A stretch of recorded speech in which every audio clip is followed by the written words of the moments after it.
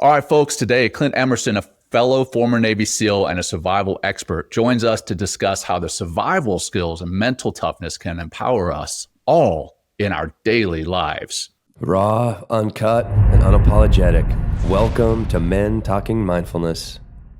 All right, hey, welcome to the show, everybody. We got Clint Emerson working with us today. If you want to learn more about Clint, head to the show notes to learn more about him and to learn all things Men Talking Mindfulness. Just head to mentalkingmindfulness.com. We appreciate you being here. And hey, if you're feeling up to it, leave us a review or share this with your friends. Clint, great to have you today. Thank you for being here. Hey, Jon, Will, thanks for having me. I appreciate it. Yeah, we're excited about this, man. All right, we're just going to drop in. Let's do our one breath. Let's ground our asses into this moment and find a little bit more of our breath. And so let's just empty out, maybe close the eyes if that's good for you. Good. Take a big, giant breath in. Really big. Biggest breath of the day. And let it go out nice and easy.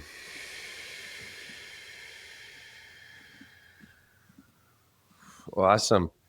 All right. Clint, well, Jon, you're gonna kick us off here. I feel. Let's do it, man. So we're just gonna jump right in. So Clint, I love what you're doing, but I'm curious. I know there's a tie between SEAL training and survival, but how has that shaped your understanding of awareness, kind of preparedness, and those survival skills, just in general? Wow, it's a big question. I tell you what, the awareness piece is anchored. So I did this short stint at the NSA. It was like 3 years. And at the beginning, I built this course. It's the AFO course, Advanced Force Operation course. I worked for Admiral Callan at Warcom. There was only about 6 of us. We built this whole world in the special activities realm. And you had AFO and ASO. ASO, the Army owned, and they were already running it. We just managed billets of the SEALs that went there. But AFO was ours, and we were really proud of it. It was my baby for a while. And that was probably where awareness truly came to life for me. We hear about it in platoons and when you're doing your workup and paying attention and this and that, but never to the depth of when it's time to do anything under the surveillance umbrella. Sure. And under that umbrella is so much. There's physical surveillance, technical surveillance, there's counter surveillance, there's surveillance detection. And there's 3-month courses for every single one of just those few things I aimed. All of them rely on awareness. And so I feel like it's an overused word when it comes to paying attention to your environment.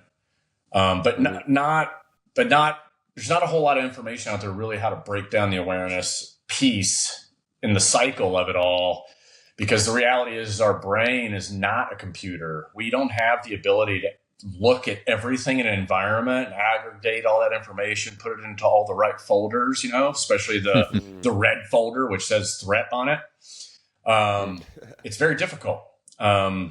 So awareness is more about the preemptive piece. Like what can I learn and what can I expose myself to first so that I calibrate the mind to the environment I'm about to walk into. Really simple. Right. If you're going to go on a vacation to, let's say, Cancun, well, the first thing I'm going to do is sensitize myself to the crime and to any of the things going on in that moment in time down there, right? Because you'll hear about Mexico holistically as, high crime, kidnappings and all this and that, right? It's the Mexico of the 80s. But we had a big gap there where it was completely safe and people just went freely, never had any issues. But now you fast forward to today, now you've got, human heads rolling up on the beach in the tourist areas right now, right? Yeah. So it's very much back kind of sort of to the way it used to be. But if you were just rolling with it based on what your friends said in their vacation 2 years ago or this or that, then you're kind of going into it unaware. So point being is, in order for awareness to really work, you have to know what you're looking for ahead of time. And once again, I coined a phrase in one of the books. It's, if you are paying attention to everything, then you will see nothing. And because we're not capable of doing it. Right. So too many data points. Yeah. And so awareness really boils down to, hey, okay, now I need to sensitize my mind to the threats is really what we're concerned about. THREAT. And so you do the research based on that acronym. So the first T is technical threats, right? What audio, video, tracking devices could be used against me, right? And these days with chat, I mean, we all should be very aware now because it's just all you do is ask chat a question. It's going to give you the most detailed answer ever. So you could literally type in, what are the technical threats for China? And it's going to tell you plenty, right? H would be health threats, right? So what are, any of the diseases or the water? Yeah, your food, water, anything that could be a health issue. You literally type in, what are the health threats for, Mexico?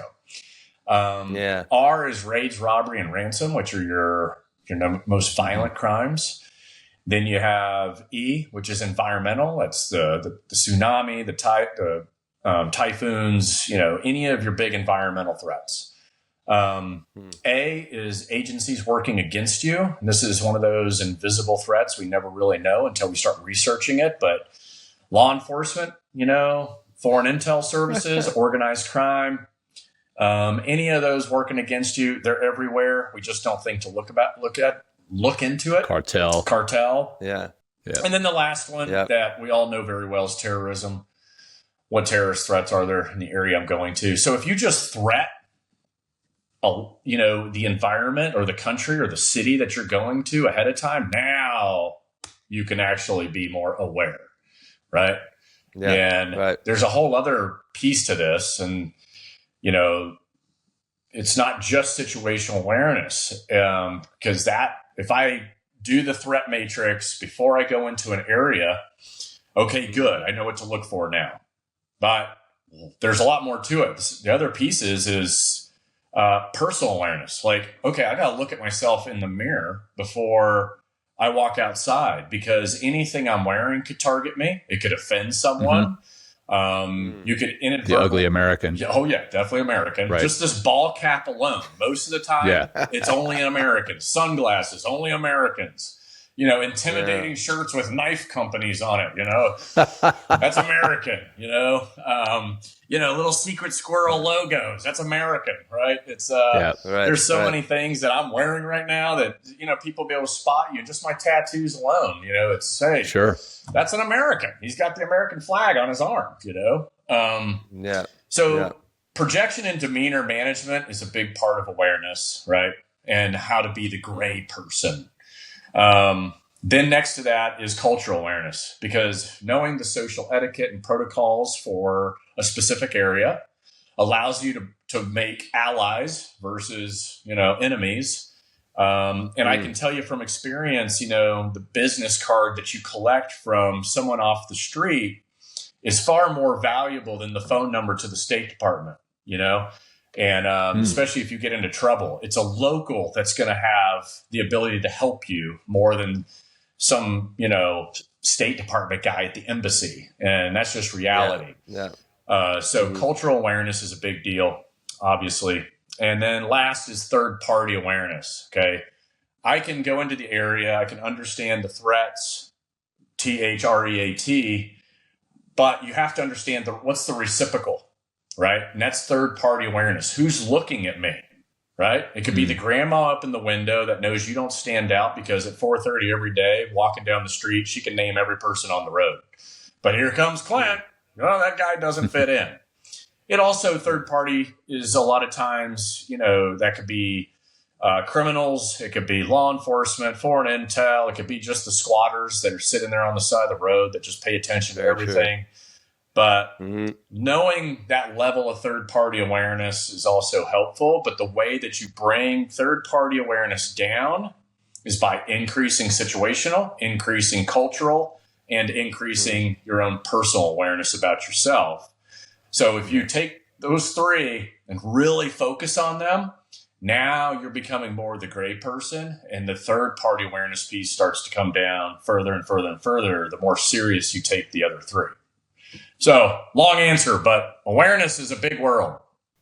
For sure. Yeah, And you know, for some of our listeners, you identified AFO, Advanced Force Operations, and then ASO is Advanced Special Operations.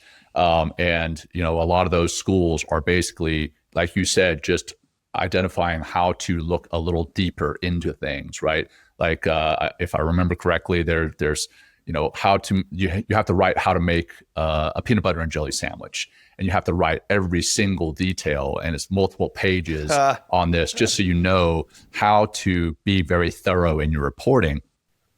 Funny enough, I didn't know that. That's interesting. yesterday I was meeting with a guy, or actually working with a guy, fellow team guy, and he had just gone to Cancun last year, and he said when he landed there, he had not done, you know, the typical. He went on his own on a vacation, right, with his wife, and he hadn't done the typical country brief and everything that we do in the teams.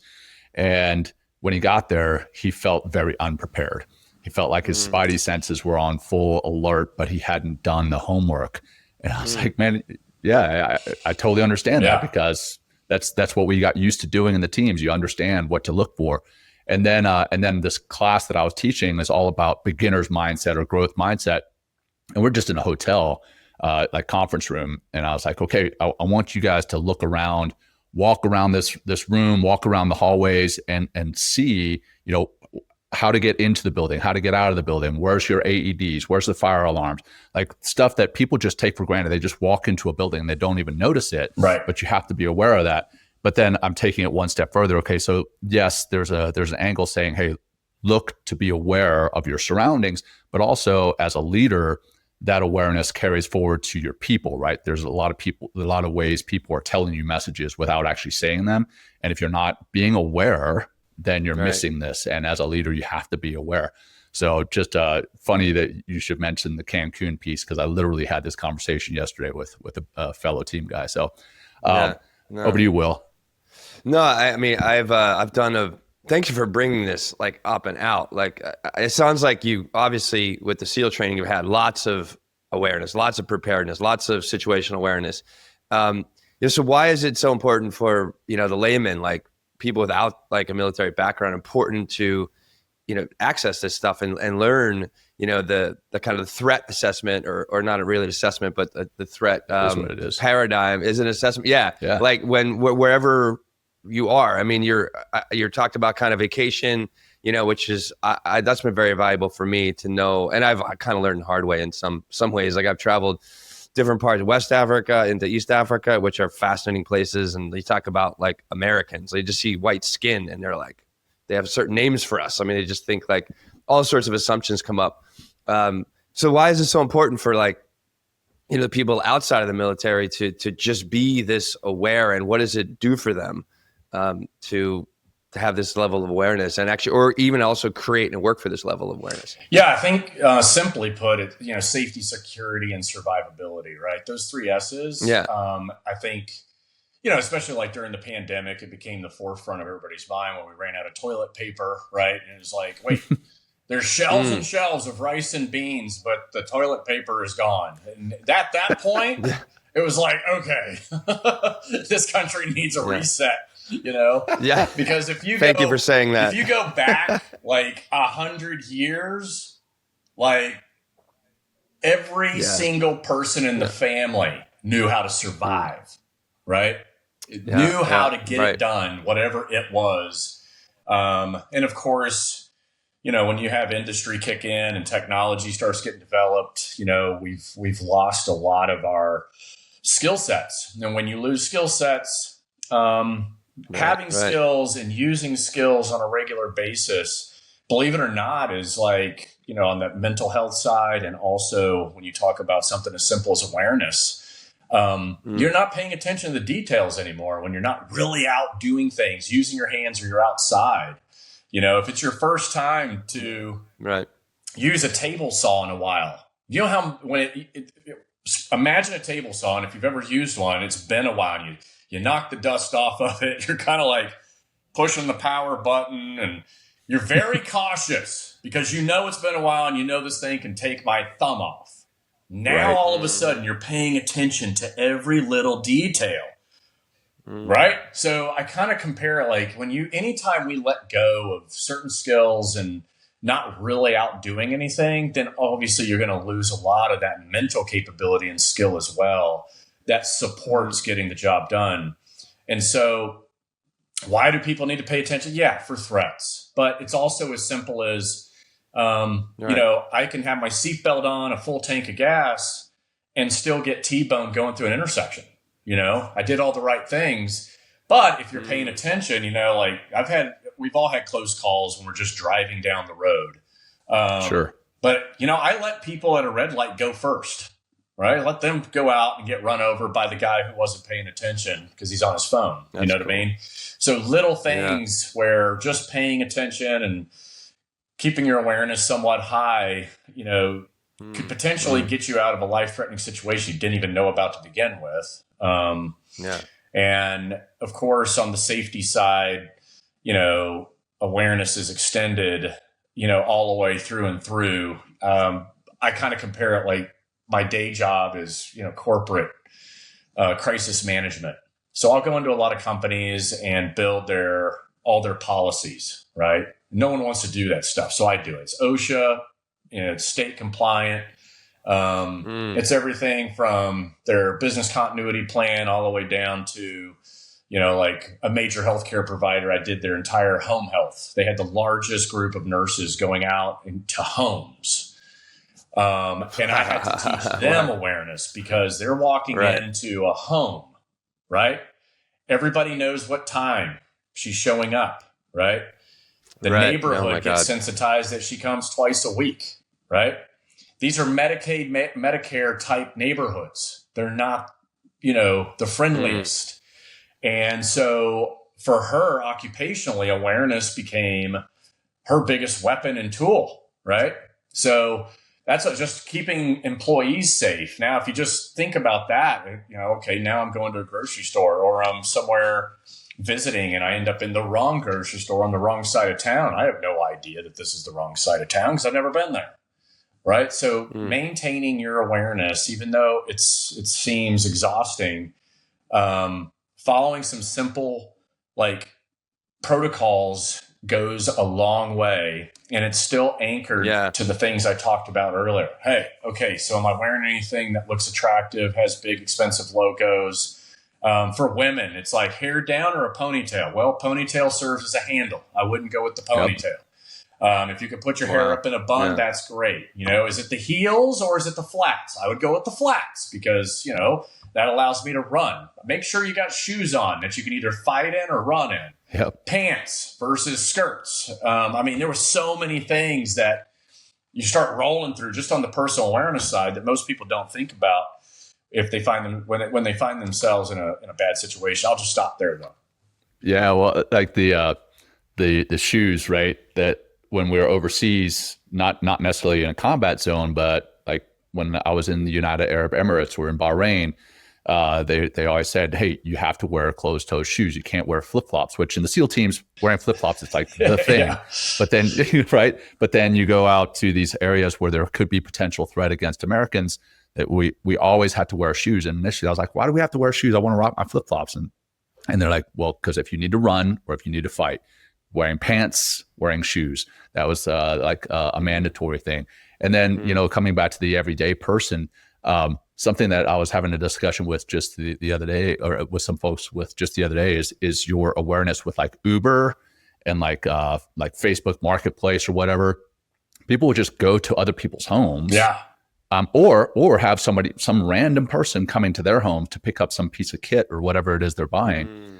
And for me, if I'm selling something, I'm like, I want to meet in a neutral place. They don't know where I live, so like I'll meet in a Walmart parking lot. Same thing with Uber, right? I'll have Uber pick me up to take me to the airport, but I won't have them pick me up at my house.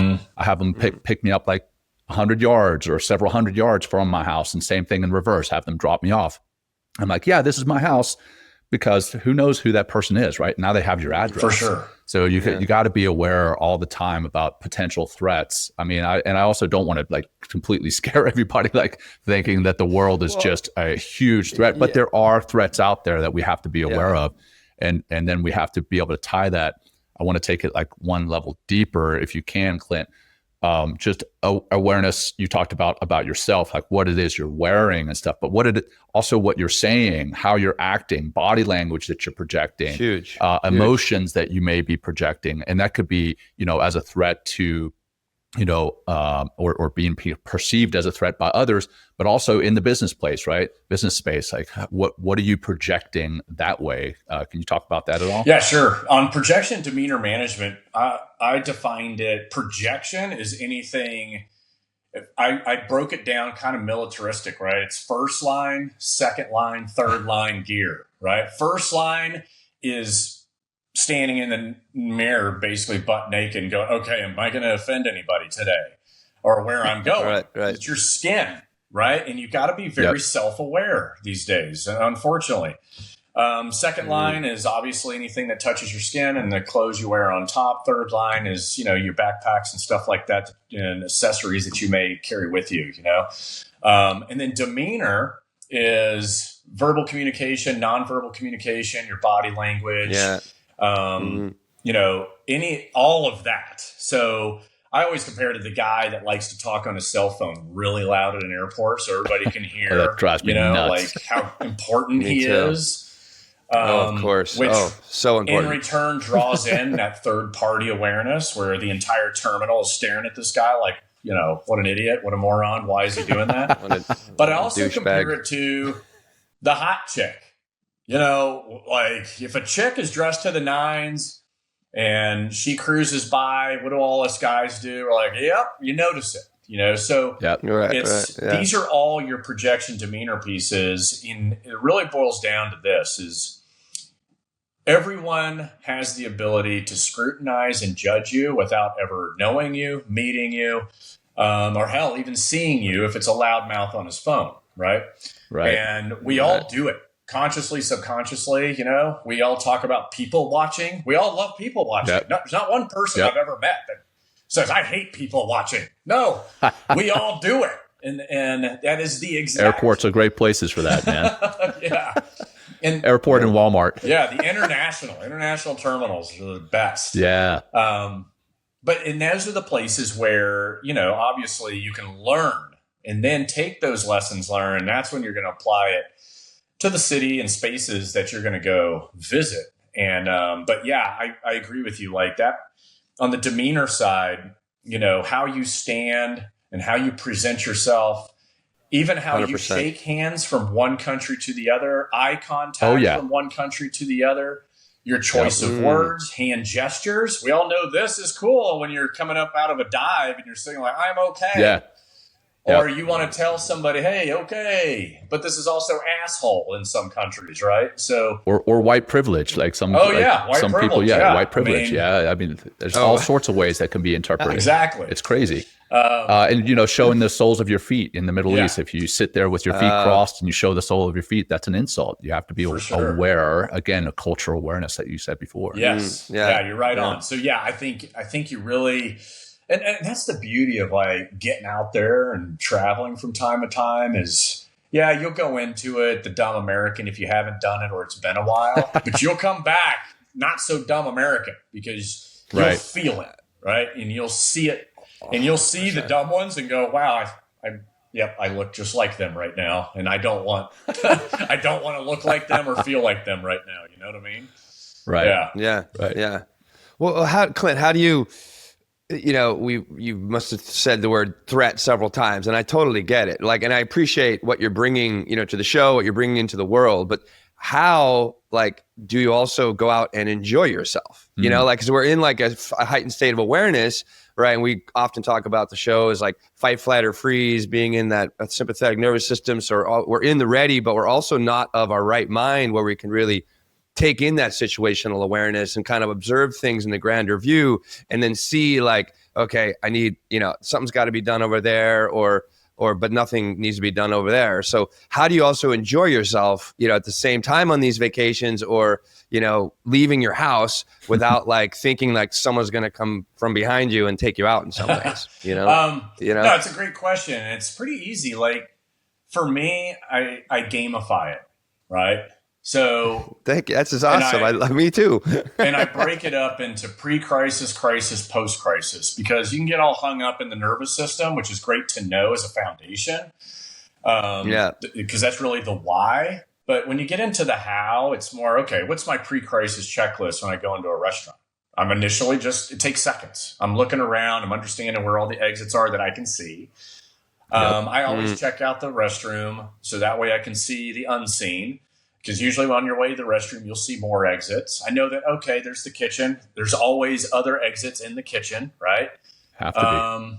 And then there's just that general like overview of, okay, who's in here? You know? What are they doing? Yeah. How do they look? What's their projection and demeanor? Which doesn't take long at either. You know, and then when it's time to sit down, you're still taking it in. But to me, it's a checkoff list that I just have fun with. And it's become like this muscle memory thing that I'm doing it all the time while still enjoying that great piece of steak, or I am, you know, having a good conversation. But in the conversation, I'm not allowing myself to be so focused that everything else becomes blurry. I'm still keeping the aperture nice and wide open. You know, I'm still looking at you guys, but I'm still but I'm also paying attention to the FedEx lady who's going to come walking up this window over here. You know, so carrying on the conversation, having a good time, but also staying alert enough to know that a good day can go bad at any given moment, and it's not to be paranoid. It's just, you know, hey, general safety. It kind of it's fun for me at this point. Like I said, you gamify it with a checklist that you know you're going to do.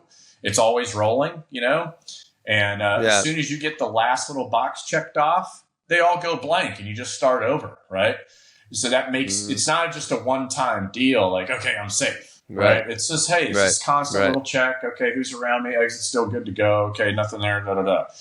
And still enjoy the environment.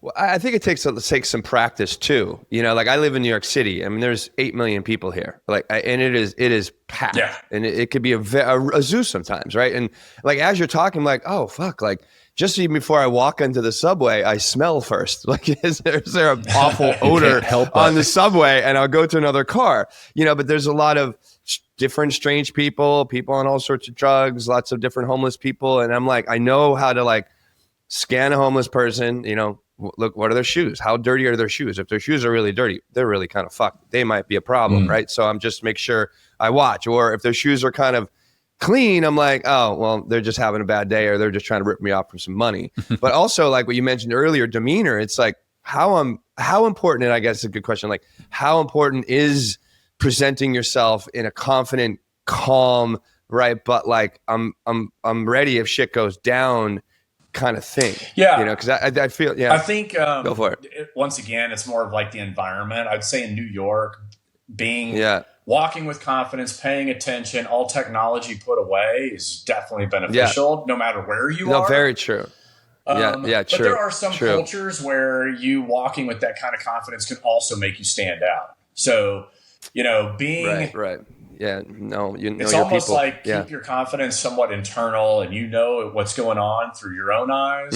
But trying to look as neutral as possible on the outside, but not to look like also a great potential target or victim. You know, because that obviously get away with that. But I think if you're walking upright, no technology, head on a swivel to a certain degree, you're not looking paranoid. You're just looking around. That's the 99.9% solution. I mean, it's really easy, but it's very difficult for people not to be scrolling while they're walking, or they got their earbuds in New York and they're in this weird little zone listening to Joe Rogan and they're not paying attention to anything, even though their eyes are open. You can tell they don't see anything. Yeah. Right. You know? Oh man, I see that all the time. Again, in the airports is like my number one is people are always on their phones, or in the even. I don't have subways here in Colorado Springs, but the train at Denver International. Yeah, everybody is on their phones. Like, I bet you they wouldn't be able to tell you, you know, what size, shape, or color the person next to them was.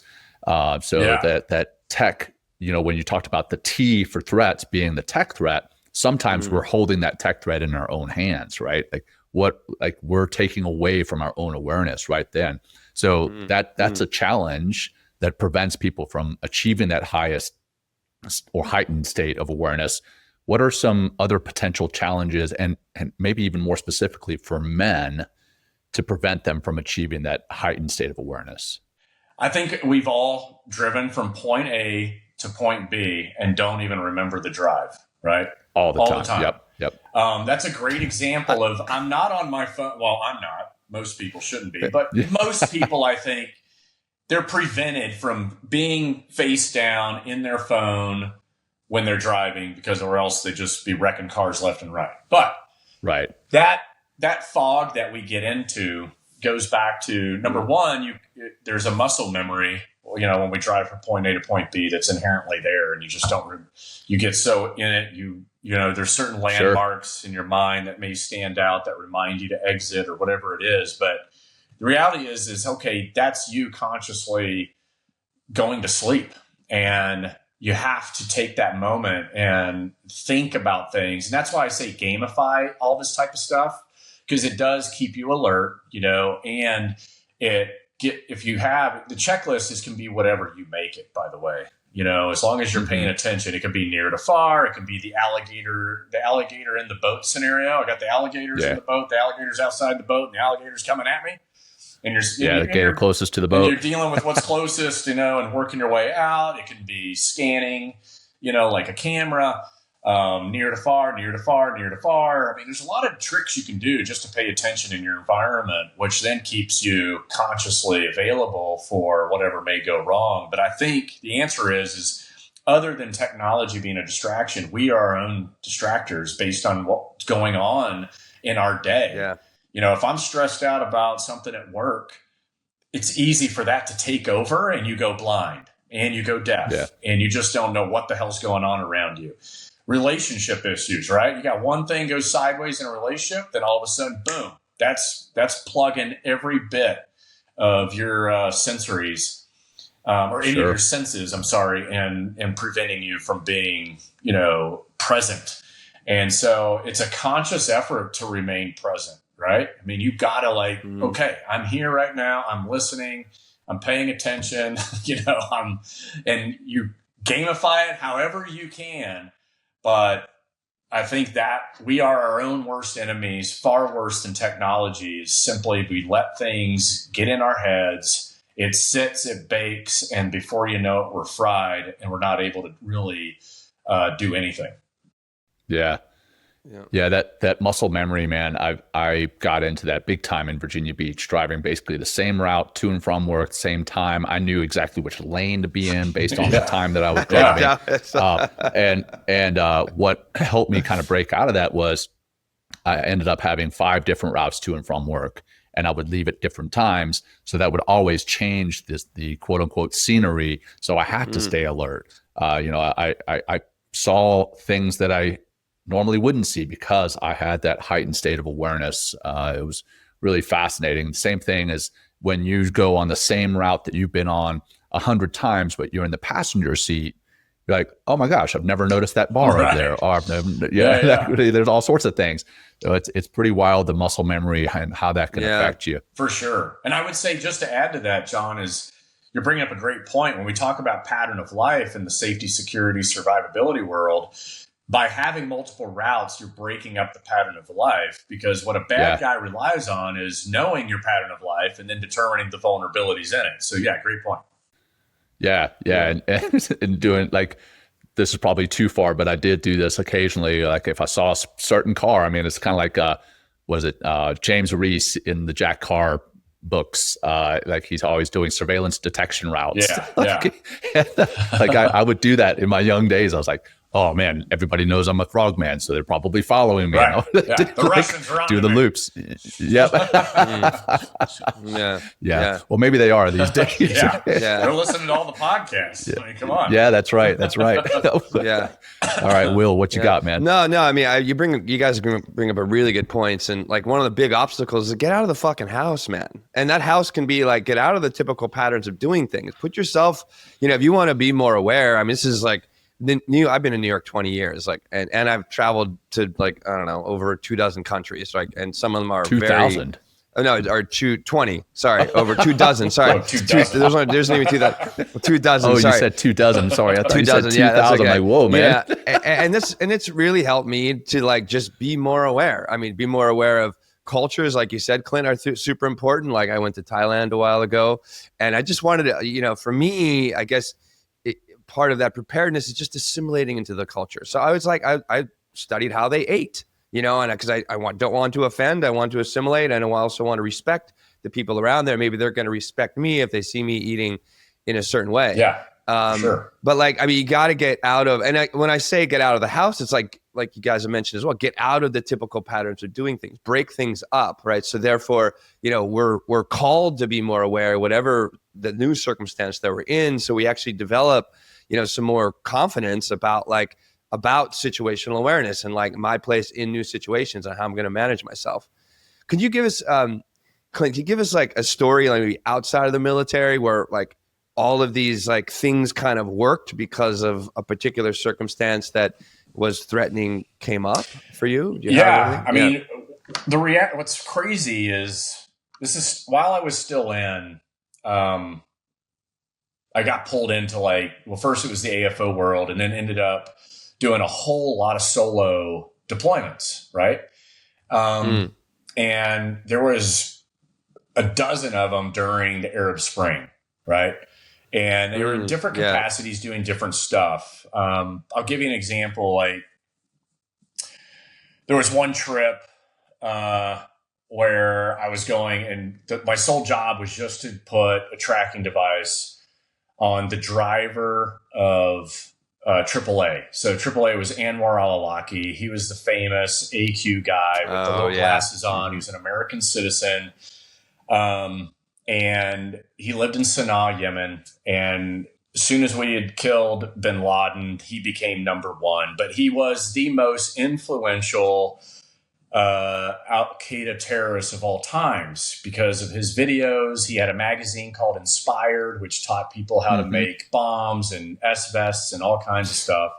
And back then, YouTube allowed all of his radical videos to be on the internet. And so when you look at how much he influenced, he's the reason why we take our shoes off at the airport, right? The shoe bomber. He influenced the Boston Marathon bombers. He influenced the Fort Hood shooter. I mean, there's at least a dozen or more major incidents of terrorism that he directly influenced and contributed to. So he became, and he was always a big target, but he was very elusive, and there was a lot of debate because he was a U.S. citizen. So anyway, I fly over, and it's time to okay. At this point, CIA had missed on 3 different drone strikes on this guy. That's why we call them the clowns in action. Okay, clowns in action. So anyway. So then when they really need something done, they come like SEAL teams, right? So I go over and I check in with the embassy, and I get at the embassy, you get a SIG, you get a bunch of cash, you get a phone, a little thing of SIM cards, a couple other items, nothing crazy. Get all my stuff, kind of get situated. I know what I'm there to do. And I leave the embassy. So number one, the phone they gave me was the battery. This was back before batteries were embedded and before all your smartphones these days, the battery is embedded and you can't remove it because the batteries have their own processor now so that it can make the phone more energy efficient, last longer and all that shit. But back then you had phones that could remove the battery. So it's in a baggie, a Ziploc bag. The phone is in there. The battery's in there. And then a separate little thingy that had my SIM cards. I grab it all. I get in my car. Now I'm going to go stay out in town where I was staying. And I'm driving. I get probably, a couple of miles away from the embassy. I exit, to go make my way stair step to this neighborhood that I was staying in. And I take a right-hand turn and boom, there's, 1,000 people. It's Arab Spring. If you're not familiar, Arab Spring is when the entire Middle East had this 2011, right? Yeah, it lasted for about a year or more. I mean, it was all over. It started in Tunisia when Tunisia, a guy female burned himself, right? Yeah, he was slapped with a female cop or something. It was really weird, but then he doused himself, lit himself on fire. And there was like this religious movement through the entire Middle East. And I found myself in the middle of, 1,000 people in my car. Once they realized, you mentioned, like you're the white guy, right? That was me. I'm in their neighborhood. I'm new to the area, obviously. I've got a gun. I've got comms. Guess what? It's not charged. Got SIM cards. Guess what? They're not in place. I've got my embassy badge. That's going to do me no good. In fact, I was like, kind of trying to tuck it away and make sure I don't want this thing being seen. Didn't matter. Before you know it, they've surrounded my car, and now the car is starting to go back and forth, right? Then they're getting more violent. Now the wheels on the right side are coming off the ground, left side, up, down. I'm trying to inch forward, but it's a Walking Dead scenario, and if I start running people over, I'm going to high axle this thing and just have spinning wheels. I ran through I could pull my gun out, try and, but I'm going to run out of bullets. It was just overwhelmingly outnumbered and in a horrible position. So skills, right? Yeah, right. I'm paying attention. Now I'm starting to go, wait a minute, like, let me just look at these people individually.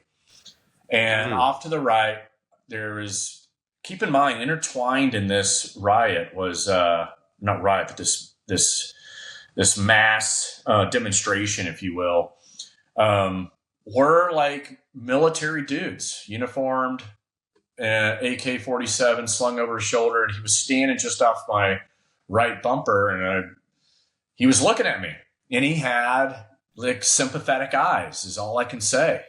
I looked at him, he looked at me, and I was kind of like gave him the universal sign for peace, right? Hey, you want peace? Money? I've got peace, and for those of you not watching, for those listening, you just rub your fingers together and it represents money. Money talks. Which I definitely had a shit ton of government money on me, right? And so I was like, I'll pay this motherfucker. Like he will not have to work for a year. So I'm like, here you go, money, money, money, buddy. And he's like, okay, and all of a sudden we're best friends and we hadn't even said a word to each other. And so I told him, come around, I'm pointing him over to the passenger door, right? And I'm kind of like, you got to get in fast because, we don't need any. And I'm like, and actually I said, hey, use your gun. And so he turned around, he put his back to the passenger door, and then he pointed that gun at the immediate crowd. They all created a bubble big enough for him to get in the damn car. And then I'm reaching across, like making sure it's locked, and I'm locking all the, electronic buttons, and he gets in, and then I'm like, all right, point it at the windshield. And so he pointed that rifle at the windshield. And, that's when like the temperature of a country, like when the cops point their guns, they actually run. Whereas, with us, you're kind of like people point a gun at you, they're kind of like, whatever, like people in this, certain countries, they know that there's rules of engagement, or, hey, you're a cop. You're not. It's when they break out their phone. Yeah, you're not. Yeah, exactly. They stick around and start filming. But these people, spread. They like went all directions. I was able to gain enough speed, and it was you went 2 blocks, took a right, another 2 blocks, whatever it was, pulled into this gas station. Gave him a stack of cash, told him, shukran, I really do appreciate you, man. And, we had a little bit of laughs, smiles, never really said anything to each other. And then he got out, took his money. And, I remember because as soon as the door opened, it was the sound of a couple of folks that were getting gas. I could actually hear birds. All of a sudden, your senses after a moment like that are so heightened. And you realize, man, I take for granted, the peaceful moments because that was the one moment, regardless of my previous combat experience or any of the other like crazy shit that you do operationally, especially when you're by yourself and all the success and all the failure solely resides on you. It's the best feeling in the world. But those little moments of the peace part where you're like, wow, I got to take advantage of this more often, because I could have just gotten my ass ripped apart back there. Totally. And just hearing those basic noises and the, creature comfort items that we just don't even pay attention to these days. Right. It was, it was a moment, but when you anchor it to like everyday awareness, it kind of goes back. Like I was driving an area I didn't know, right? I'd been there before, but I didn't know that there was protests going on. Nobody told me. And then, paying attention to the people in front of you, paying attention to your cell phone, making sure it's put together, making sure it's 100% charged before you go out the door. Make sure you have your charger with you, paying attention to that projection and demeanor of others around you. Yeah. Most of them didn't want me there, didn't like me, whatever it was, but there was the one that was like, hey, I kind of feel for this guy. Yeah. He's in his car, he's minding his own business, and he's got, you could tell there was something about him that was like, why are we even treating this guy this way? He didn't fucking do anything to us. What's the point? Right. And so, I feel like, when I saw those sympathetic eyes, it was a huge lesson learned, and interestingly enough, I ended up, not the same kind of situation, but the reality of doing solo AFO is that not only are you, sometimes living a persona and, traveling by yourself and dealing with just all the operational stress and shit going on in your head 24/7, but you're also going to inevitably also deal with what any business person, tourist, or anybody else is also facing at any given moment. So it's like, it's real easy. What I noticed real easy in the position I was in to be distracted by the things I knew I needed to get done and all the things that, okay, I'm here, I got to do this, I got to do that, I got to do that. And then totally forget about that. Oh, wait a minute. I could have a flat tire. And then what, or, oh, I didn't even check if I had a damn spare in this car before the embassy gave it to me. You know what I mean? Right. So it's like, there's so many things we just take for granted. We get in the rental car and we go, but we don't bother, and for your listeners, it's worth doing. I learned this from I went through a surveillance course with the British course with a bunch of SAS guys, and they use this acronym POWER, POWER, which is, for any time you get a vehicle, it's a quick checklist, right? So P is for petrol. Okay. Make sure you have a full tank of gas. O is oil, right? Make sure you've got oil, and make sure you have some extra quarts of oil with you just in case. Water, make sure you have drinking water, but also make sure the radiator has water, right? E is all of. I'd say wheels too. Sorry, check your wheels. Right? Make sure your wheels. All right, anyway, okay, sorry, brother. And then electronics, right? That's everything from my handheld GPS to my comms to making sure the vehicle electronics panel and everything is reading and the gauges are normal. There's no warning lights, no engine lights. Right. And then R is rubber. That's the rubber under the. Oh, okay. Oh, got it. Rubber under the hood, all the hoses, no dry rot, everything's sealed, no leaks. Your tires, your spare tire, right? All good to go. And it's real quick, it's easy, but there's always those moments when I'm like, man, it could have been worse, but it wasn't. So, anyway. Yeah. For sure, man. And, that also, it applies to if you're going overseas and you're potentially going to be in the middle of a riot or a demonstration, like you mentioned. But it also applies to like here in Colorado, right? You fly into Colorado in the middle of like January. Yeah. It's freaking cold. Yeah. And if you're doing a long trip, you better know where you're going. You better have some type of blanket or some type of water, like you mentioned. You definitely won't want your vehicle breaking down. If you're going over a pass that you need chains or something, you better have that. Yeah. Or you could be screwed. I mean, I hear stories every winter about people who've flown into the area, got their rental car, it's, 2-wheel, rear-wheel drive, and they go over a pass and they crash off the side and nobody knows they're there and they die. Right. Not because the crash killed them, but because the environment killed them and they hadn't prepared for that environment. They weren't aware of what was required for the potential out there. So I like that power. I think I'm going to start using that. That's actually really good. Yeah. You rent some cars, John. So yeah, it's really good. It's a good tech. There's a lot of those. I got a whole book. So it's important to know that. Yeah, tell us about that. Escape the Wolf, the book. because it's also my company, but there's a story behind that. When I first started that solo stuff, I didn't know what I was doing, right? No one told us. Like, Burt Callen was basically like, figure it out. And we're like, okay, sir. So, you call up the CIA. Hey, you got guys that travel alone? Yeah. Can you teach us how to do that? No. Call up, some other JSOC units. They're like, hey, you got guys that travel alone? Can we come through something? No. Yeah. So it was like, all right, well, we're going to figure this out on our own. Right. And, so, you go overseas, and my first gig, I went into Djibouti, and I was hanging out at Camp Lemonnier, and I was supporting those guys, and, and I made a bunch of mistakes, and I'd come back each time, and I filled up this 3-ring binder full of every single mistake I'd ever made as a solo traveler. Right. And then I was like, man, I think this is pretty valuable.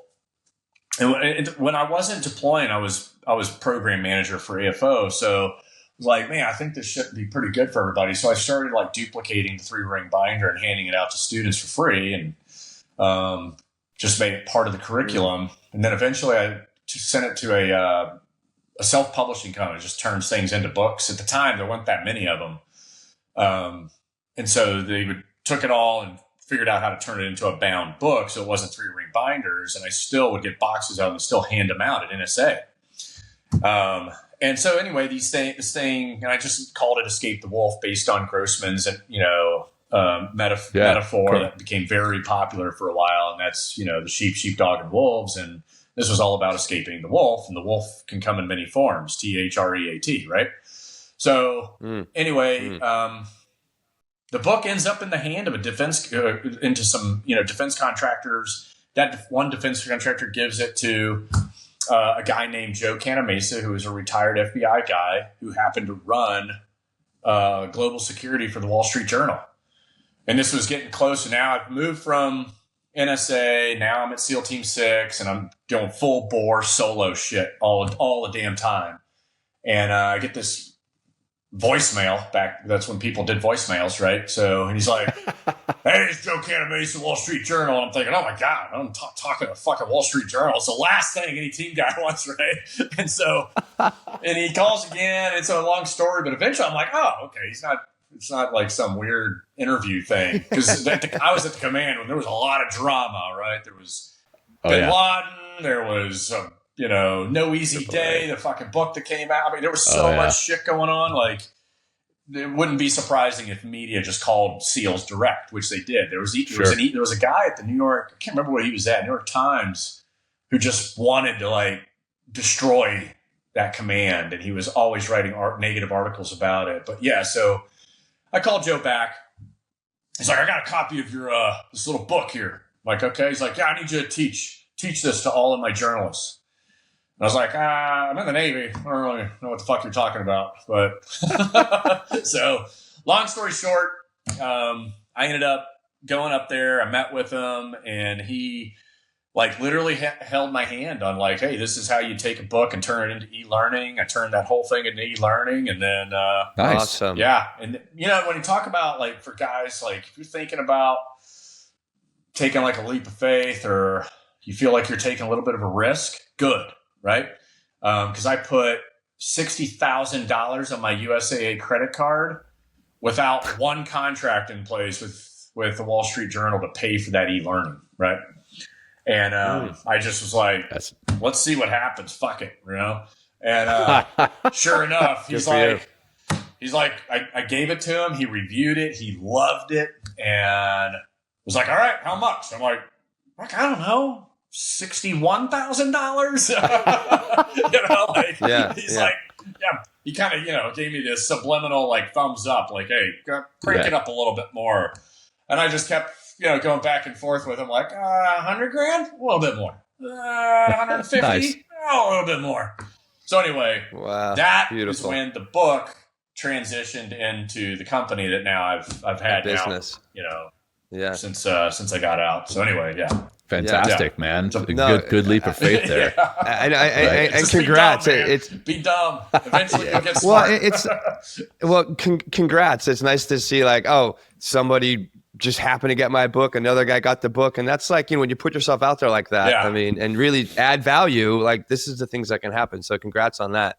Well, for our community that's listening, like, they're absorbing all this information. Like, where do they start? Like, what are the first maybe 1 or 2, 3 steps to start to develop this situational awareness and to kind of alleviate the threats out there, or just be more aware for the threats that might be, out your door? Yeah, somewhere? I think really it's all about paying attention to, I think, starting with what's close to you and paying attention to the details. You'll hear that in the military, attention to detail.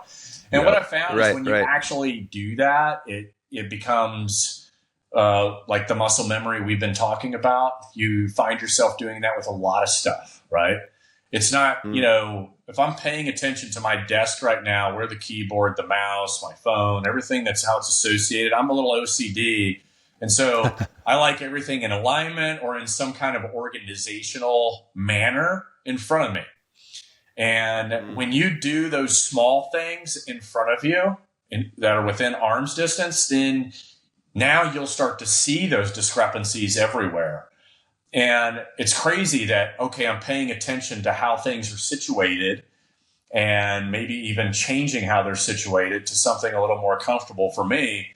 But then as your vision clears that 3-foot area that you can touch and goes beyond, now all of a sudden you're paying attention to the details of not just the car in a parking spot, but now I'll see a car in the parking spot that its right tires are hugging the right line of the parking space. And then be like, that jackass, because he just took away, a couple of feet for me open up my door if I choose to park next to him. Is that making sense? Yep. We all pay 100%. We pay attention to that type of stuff. Now you take that thought process and go, okay, now I'll apply that when I'm driving down the road. How often do I look at the people next to me at a red light? Right. We don't. Yeah. We just sit there, look at the red light, listening to our podcast in a total zone. That's when people break out the phone and they're checking their emails while they're sitting. Or your head down. Yeah. Like I was, I got my pilot's license, a long time ago, but if your head down in the cockpit, that is not good. Right. Yeah. Get your head. What's that famous story about the whole crew getting wrapped up around the one light and then crashing the entire passenger plane into the side of a mountain because they were so head down in the cockpit. I would even say that's what happened in DC with the helo. Oh yeah, the helo. Obviously, I think everyone had their head in the cockpit all at once, and that's a freak accident. But that's exactly how bad it can be if you're not just looking outside your windows, But I think you've got to start what's closest and nearest to you, paying attention to the little details and kind of stair-step your way out. And then, of course, what's fun for guys is, okay, be the great guy, right? If you're going to read a Jack Carr book or any of the Jason Bourne stuff or whatever, we all aspire to be assassins. Come on. I talk about it at least every other day to the, man, how can I figure out how to just, I don't know, maybe be a vigilante, be Batman, whatever I can be. I just want to be that. I got my Batman up there on the shelf, man. I know, man. Oh, my God. But so for those listening, hey, be the gray guy. Don't be the one that stands out. Go start looking at it. If you got a side of your closet that's all intimidating 5'11" badass gear, and then you've got your Target clothes, wear your Target clothes every day. Let's leave the intimidating, G.I. Joe shit, for when you're going, to the shooting range. But the rest of the time, wear your, your little polo and your penny loafers and your calculator watch. See how it feels. I know you might feel like a pussy. You will. You'll feel like a pussy. But you will blend in and nobody will see you. Right. That's true. I always, when I'm out there people watching, the guys who are wearing their, their combat boots, their cargo pants, their cargo belts, their 911 or their 511 or 9-line shirt or whatever. And then, I don't know, what's the coffee company that's so, Black Rifle. Black Rifle. Yeah, I'm like, okay, yeah, they're the veteran, like the standard veteran. Yeah, it's great to be like. Don't get me wrong. Obviously I show up with my intimidating hat, my intimidating shirt. It's a part of. You're at your house though, man. I'm at my house, You're at your 10-acre compound. It's part of my, but it is part of little something. For the most part, like DNA wise, right? It's just like, hey, I wear things I like, and I support brands I like, and or brands I'm an ambassador for, whatever the reason, Sure, I'm wearing of course. it. So it's I'm guilty of it, but I'll tell you, when it's time to travel abroad, more times than not, you'll see me in either a polo or a button-up type short sleeve polo or a long sleeve. If I want to get rid of the flags, I'll wear normal slacks, normal shoes. Denim and khaki and joggers are still the three most popular pants you can wear when traveling around the globe. We all know what it is for women. It's only one thing. We all know what it is these days for women. Those damn yoga pants is all they wear. So for them to blend in, they've only got one choice. We've got three. It's true, man. Everybody wears them when they're traveling, just for comfort, right? Yeah. I wish I could wear those. Yeah, as a matter of fact, I guess I could. Yeah, I'm upright. You could, Clint. You could. Yeah, then you would stand out a different way. Sure. Yeah. I mean, I'm traveling tomorrow. Not a high threat environment. I'm traveling to Sydney and Brisbane, but I've got my outfit selected already. It's much like I'm wearing right now: a black polo, some jeans, some black tennis shoes, and a jacket. I mean, nothing that says, "Hey, everybody, I'm an American," and which actually comes back to the first line gear. So I've got this Hebrew on my wrist. Oh yeah. And when I lived in Bahrain, so that's my left wrist. When I lived in Bahrain, typically I wear my watch on my right wrist. I would cover that because Hebrew could offend some people in the Arab culture, right? Sure. Yeah. So you got to be aware of all that stuff. So, all right, Will, I think we're coming to the end here, man. What else you got? No, I mean, just like, this is men talking mindfulness. Like, how can mindfulness, which is awareness, like, I mean, we kind of talked about it enough, but anything you can add, to this conversation to kind of close it up would be great. Yeah, I think more down your vein of the mindfulness by definition, the first place where I was kind of thrown in to different ways of dealing with like mental health issues. I had nightmares, all that stuff, migraines, was NICO. And so it was very like limited when I went. They only took special operations at the time. It was only offered up at Walter Reed. You get admitted for 30 days and they basically, run you through the ringer of medical exams, but they also give you all the tools in the world that you can think of, or at least expose you to them. So they would have us imagine a couple of like spec op dudes doing yoga for the first time. You're like, and they're like, what the fuck is this? Like you got your hands in some prayer thing and you're trying to balance on one foot or whatever it was. But, you go, okay, does this work for me? Yes or no? And then there was a lot of breathing. I noticed you guys started this with breathing. And so they had us doing basic box breathing, right? It was like 4 to 5 seconds up, 4 to 5 seconds, I think, almost out, and then 4 to 5 seconds all the way out, and then 4 to 5 seconds in again, and then 4 to 5 seconds in even more, and then a little bit out, and then all of it. Is that right? Something like that. It's like kind of in, hold, out, hold. There you go. Yeah. I just butchered it, but you know what I mean. No, you're good, man. Yeah, and then for our listeners, NICO is the National Intrepid Center of Excellence. It's a thing where special operators who've had some type of either post-traumatic stress or TBI go to address that as they're getting ready to get out. Yeah, and it's great. I mean, you did 131 appointments in 30 days.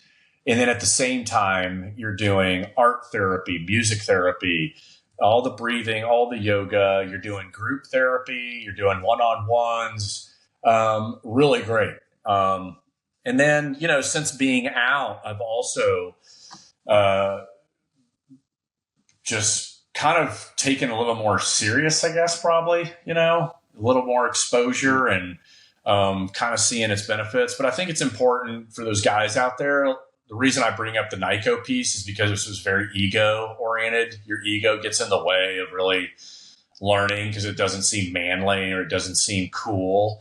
And when you're with the alpha of most alpha dudes, then if that makes it even worse, because, we're also going, imagine in a circle banging on a fucking drum and everyone's looking at you like, what is, boom, boom, boom, boom, boom, boom. You're like, is this supposed to calm me? It's like, all it's doing is pissing everybody off. But you have to pick, at the time I used to say you pick your poison, but really, no, you pick the thing, go try different stuff, and you will find the one thing that works for you. And then I would say, once you find it, embrace it, make it part of your daily routine, and you'll be better for it.